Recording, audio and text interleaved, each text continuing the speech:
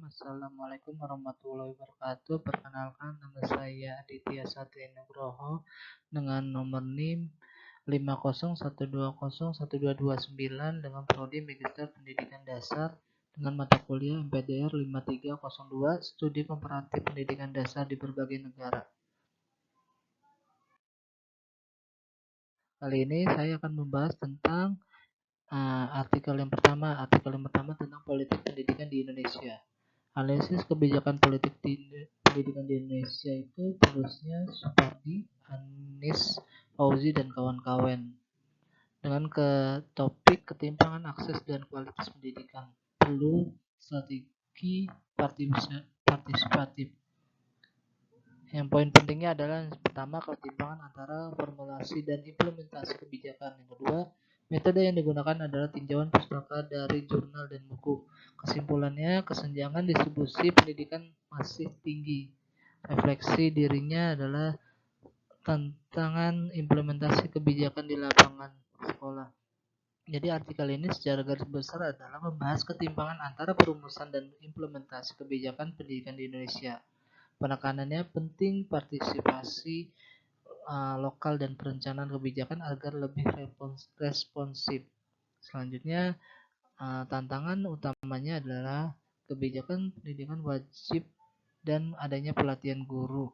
Peran guru sangat penting dalam menjembatani kebijakan dan praktik di lapangan. Selanjutnya, artikel kedua tentang pendidikan Pancasila dan kewarganegaraan. The Role of Pancasila and Citizen and Education itu penulisnya Muhammad Devan Setia dan kawan-kawan. Topiknya adalah peran pendidikan Pancasila dalam menumbuh sikap multikultural siswa. Jadi di sini adalah di sini tulisannya jelas multicultural attitude, ada national identity, Pancasila education, citizen education. Antara multikultural dengan citizen itu adalah adanya aktivitas partisipasi, sedangkan multikultural dan Pancasila education itu national identifikasi. Sedangkan Pancasila dan citizen itu terbentuk adanya democratic value. Selanjutnya, antara ketiga ini hubungannya adalah social need fulfillment atau yang biasa disebut ada sikap multikultural siswa di tengah keberagaman etnis dan budaya di Indonesia. Secara pendidikan karakter berbasis nilai Pancasila harus diimplementasikan secara kontekstual responsif. Selanjutnya, artikel ketiga itu membahas tentang teknologi digital dalam pembelajaran. Teknologi digital pembelajaran dalam SD. Penulisnya Rosiana Muflifa dan Johar Penana. Topiknya peran teknologi digital dalam pembentukan karakter dan kualitas pembelajaran. Poin pentingnya adalah yang pertama, tantangannya adalah literasi digital rendah, kesenjangan digital, metode yang digunakan adalah literatur integratif. Hasilnya adalah platform Merdeka Belajar meningkatkan keterlibatan siswa. Jadi secara garis besarnya ini artikel ini memperlihatkan adanya peran teknologi digital dalam pembelajaran, khususnya Merdeka Mengajar dalam meningkatkan kualitas pembelajaran dan karakter siswa. Tidak hanya itu, dalam penggunaan peran teknologi digital ini mempunyai tantangan seperti kesenjangan digital dan literasi teknologi masih perlu diatasi secara sistematik. Selanjutnya, artikel keempat tentang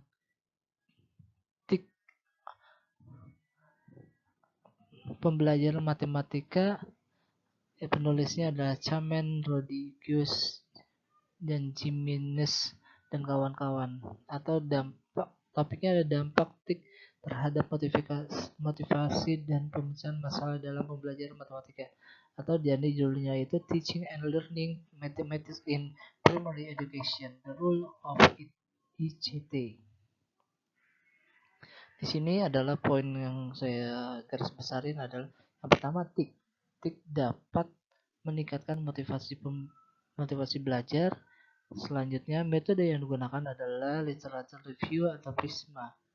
Hasil dari jurnal ini adalah integrasi TIK masih minim dan belum berdampak signifikan. Kesimpulannya, TIK berpotensi memperkaya proses pembelajaran matematika. Jadi secara garis besar, artikel ini membahas tentang penggunaan TIK dalam pembelajaran matematika di SD dengan fokus pada motivasi dan pemecahan masalah. Sehingga pita merahnya adalah TIK memiliki potensi besar, integrasi dalam pembelajaran matematika masih minim dan belum menunjukkan dampak pedagogis dan yang signifikan. Diperlukan kerangka praktis untuk penerapan TIK yang efektif. Selanjutnya,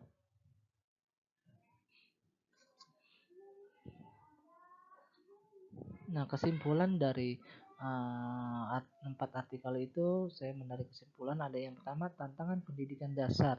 Pendidikan dasar di Indonesia menghadapi tantangan kebijakan, multikulturalisme, digitalisasi, dan integrasi TIK.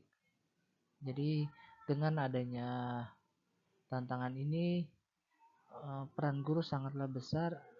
Tidak hanya peran guru, orang tua, elemen-elemen sekolah seperti komite, prasekolah, pengawas, dan satuan pelaksanaan tugas wilayah itu harus terhubung antar satu lain dengan kebijakan yang ada atau kebijakan nasional. Di samping itu adanya perbedaan antara beragama, etnis, suku, bangsa, tempat tinggal, dan budaya itu adanya perlunya terhindarnya kesenjangan multikulturalisme sehingga semua hidup dengan bekerjasama tanpa memandang adanya perbedaan suku, budaya, dan sebagainya. Digitalisasi itu penting. Dengan era digital kita harus melek terhadap digital, terutama pada saat kita ingin mengetahui apa yang terbaru, apa yang terbarukan, apa yang ingin dicanangkan, sehingga kita dapat mengetahui era globalisasi, tentang tantangan globalisasi itu diarahkan kemana. Jadi penting sekali digitalisasi itu diterapkan di Indonesia.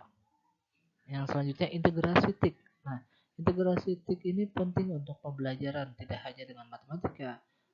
Dia bisa bekerjasama dengan pendidikan Pancasila, bahasa Indonesia, IPAS, olahraga pun bisa, seni rupa, seni musik bisa diintegrasikan menggunakan TIK. Contohnya IPAS. IPAS ini kan ada tuh gambar-gambar yang misalkan kita memaparkan pembelajaran tuh dengan model 3D. Jadi anak itu ternyata bentuk sampingnya seperti ini, bentuk kanan, depan, kiri, bawah itu terlihat sehingga jelas untuk menjelaskan visual ke anak, walaupun dalam kenyataannya kita tidak menggunakan bentuk nyata.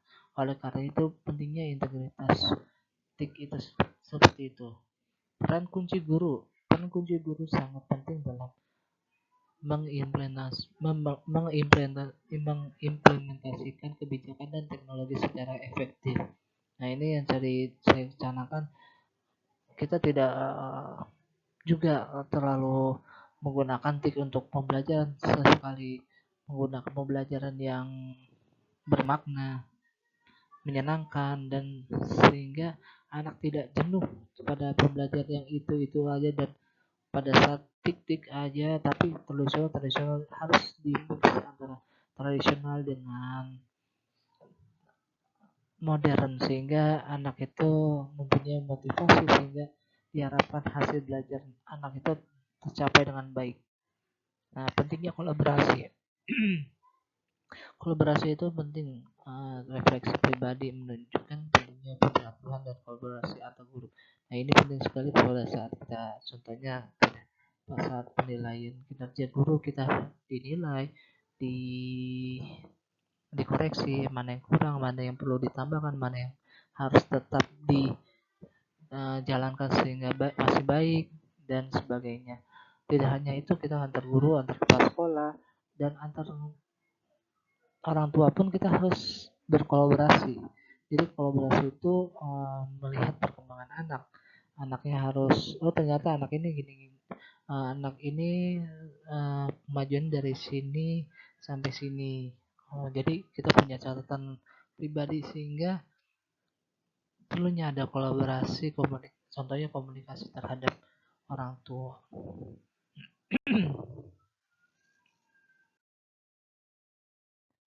Nah, selanjutnya, daftar pustaka yang saya gunakan itu adalah yang pertama ini dari Rauzi ada 3, satu lagi ya ini referensi yang saya gunakan, ada yang dari Sinta, ada yang dari Scopus dan sebagainya.